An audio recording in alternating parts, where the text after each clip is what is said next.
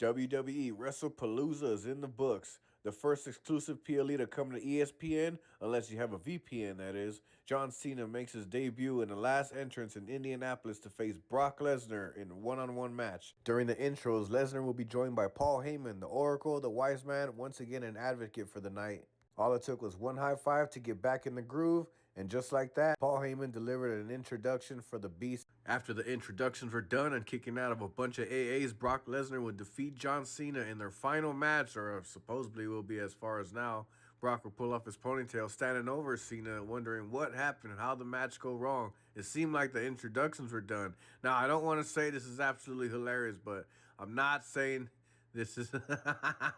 Next up, The Vision would take on the Usos, and even though LA Knight was announced as a special guest referee in the middle of the day, The Vision will still take up the win, even with Paul Heyman by their side. They will go on to actually ask the fans to apologize for being dicks earlier.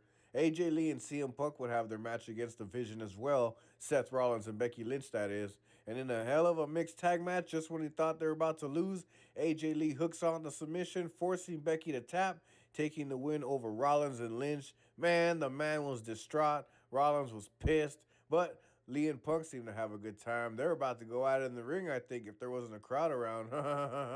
That's a wholesome couple. Then Stephanie Vaquer will pull up the shock win of the night and probably moment of the night by becoming the Women's World Champion, defeating IYO SKY, going on to celebrate with her dad, who would watch her first match wrestling ever.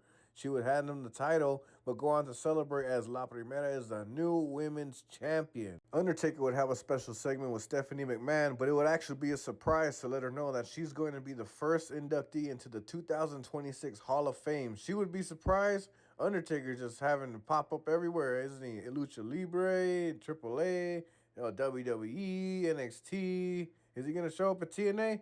I don't know. But congratulations to Stephanie, though. You hate, but you gotta love it. And in the main event, it was Drew McIntyre taking on Cody Rhodes for the WWE Very Much Disputed Championship. But just like that, a very underwhelming main event. Cody would take the win, even though you expected, but everyone was waiting for something to happen at the end, and nothing happened. The show ended, but it was on the after show. Seth Rollins would show up, raising his title to Cody, initially challenging him, as everyone assumes they will be battling in Perth in Australia for the gold belt. That's the world champion, that is. But that's Wrestlepalooza. Anybody got a VPN, Surfshark, some $30?